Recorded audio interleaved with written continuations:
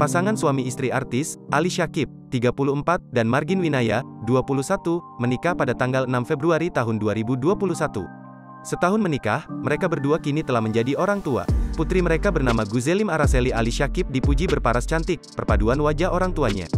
Margin mengaku sangat bahagia menikah dengan adik kandung Nabila Syakib tersebut. Berbeda usia 13 tahun dengan sang suami, Margin belajar untuk selalu bersikap baik dan dewasa.